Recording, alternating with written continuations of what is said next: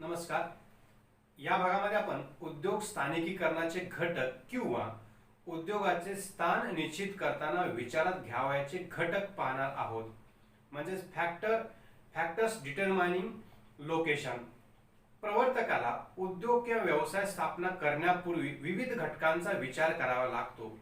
यामध्ये उद्योगाच्या स्थापनेसाठी योग्य जागेची निवड करणे हा एक महत्त्वाचा घटक आहे.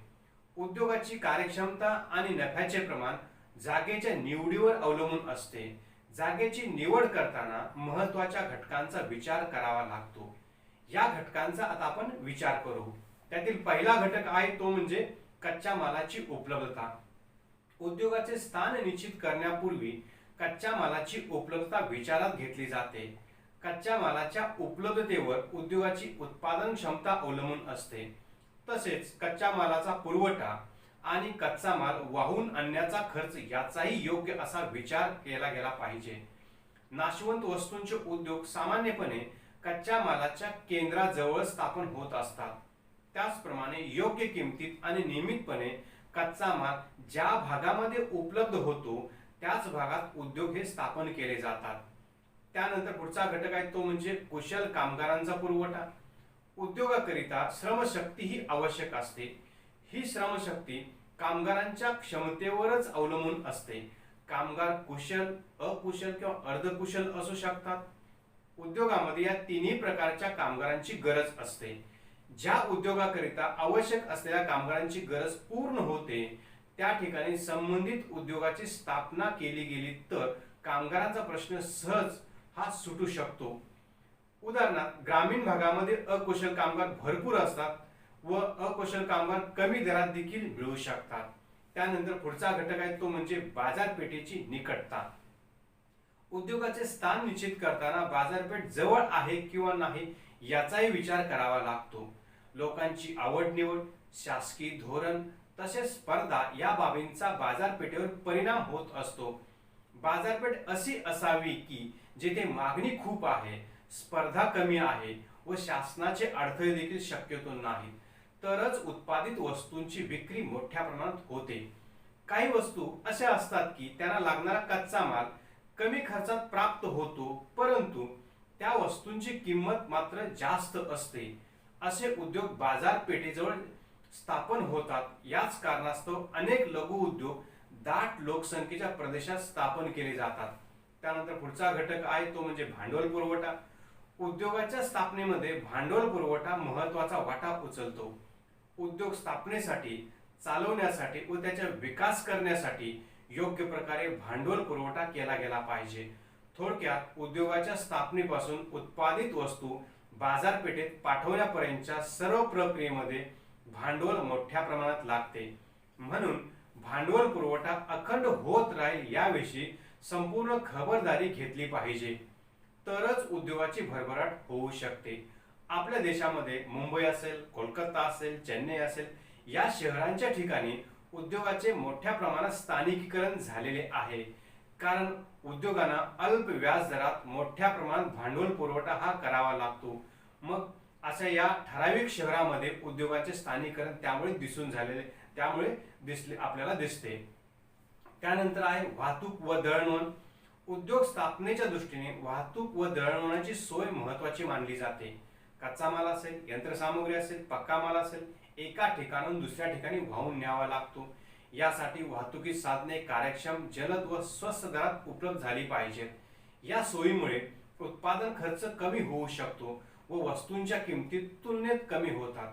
मुंबई असेल, चेन्नई असेल, कोलकाता असेल या भागामध्ये दळणवळण व वाहतुकीच्या सेवा सुविधा मोठ्या प्रमाणात उपलब्ध असल्यामुळे उद्योगांचे स्थानिकीकरण झालेले आपल्याला आढळते. त्यानंतर पुढचा घटक आहे तो म्हणजे शासनाचे धोरण. कोणताही उद्योग चालवण्यासाठी शासकीय सहकारी व पोषक धोरण शासनाचे महत्त्वाचे आहे. वाहतुकीचा दर असेल, कर पद्धती असेल, विशेष आर्थिक सहाय्य असेल इत्यादी बाबत उद्योगाच्या स्थानिकीकरणावर शासकीय धोरणाचा परिणाम होतो.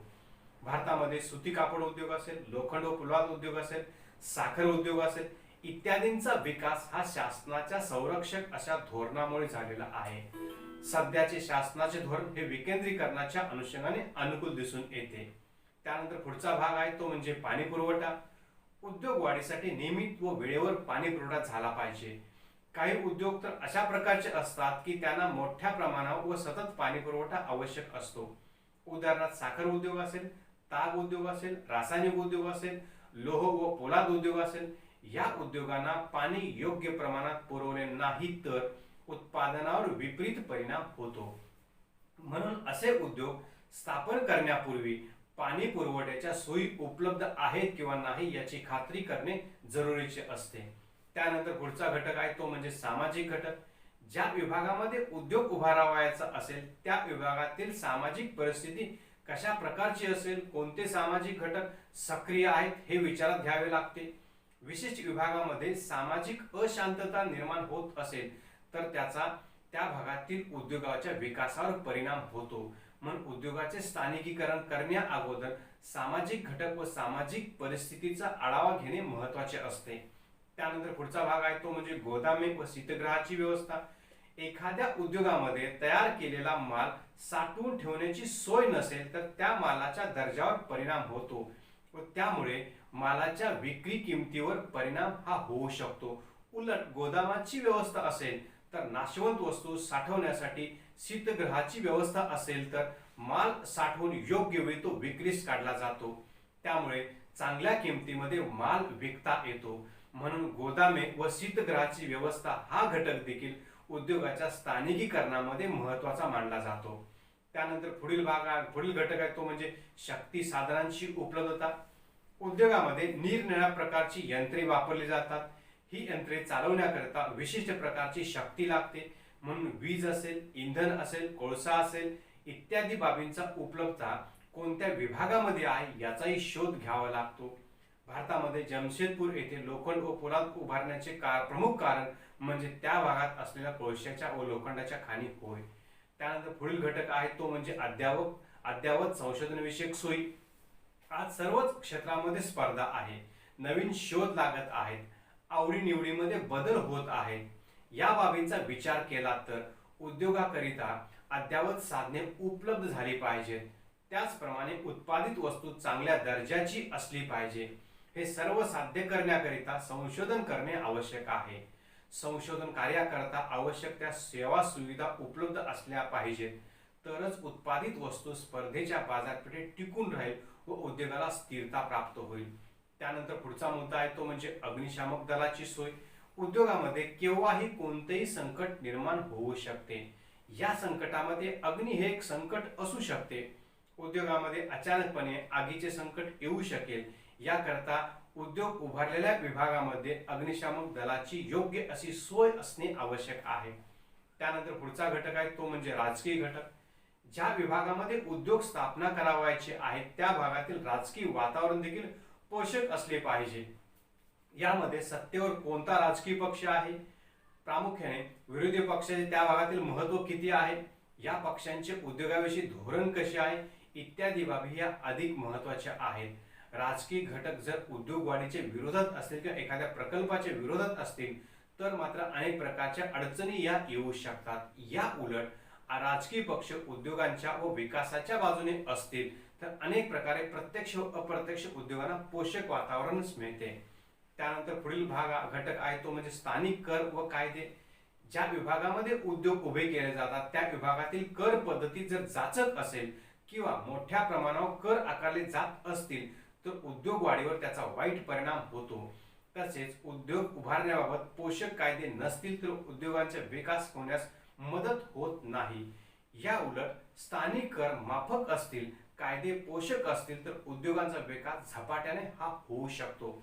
म्हणून स्थानिक कर व कायदे हा घटक स्थानिकीकरणाच्या अनुषंगाने महत्त्वाचा भाग ठरतो. या घटकावरून सारांशाने आपल्याला असे सांगता येईल, व्यवसायाचे ठिकाण एकदा निश्चित केल्यानंतर त्यामध्ये बदल करता येत नाही. परंतु सर्व सेवा सुविधा व्यवसायाच्या ठिकाणी असतीलच असे नाही. परंतु उद्योगाचे ठिकाण निवडताना जास्तीत सेवा सुविधा असणारे ठिकाण निवडल्यास व्यवसायाचे भवितव्य हे चांगले राहू शकते. धन्यवाद.